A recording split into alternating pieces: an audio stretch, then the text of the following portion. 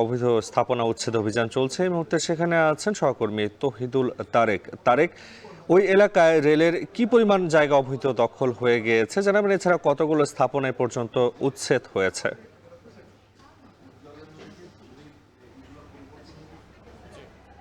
রাফি, আমি আসলে একটু প্রথমে জানিয়ে রাখতে চাই যে আজ সকাল 11:30টার দিকে রেলপথ মন্ত্রণালয় এই অভিযান শুরু করে।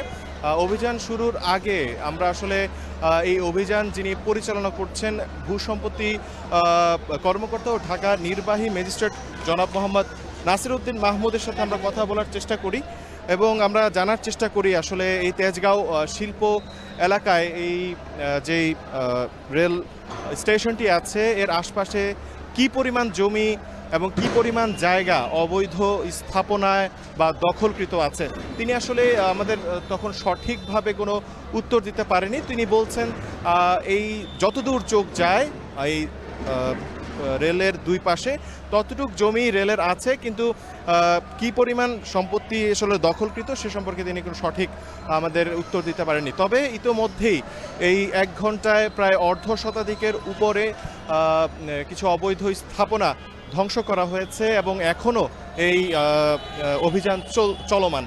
আমরা এরই মাঝে আসলে কয়েকজন ভুক্তভোগী কিংবা যারা এখানে ছিলেন, যারা আসলে এতদিন যাবৎ এখানে দখল করে অবৈধভাবে বসবাস করেছেন, তাদের সাথে কথা বলার চেষ্টা করছি। তারা নিজেদের আসলে দরিদ্র দাবি করে তারা বলছেন যে তারা গেল 30 বছর ধরে এখানে বসবাস করছেন। তাদেরকে কোনো নোটিশ ছাড়াই আসলে এই অভিযান পরিচালনা করা হচ্ছে। তবে আমরা এই বিষয়ে যখন প্রশাসনের কাছে জানতে চাই, তারা বলেছেন যে মাইকিং করা হয়েছে আরও 2-3 দিন আগে।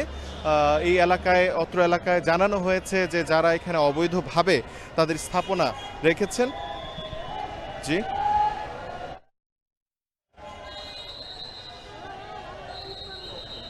তেজগাঁও রেলওয়ের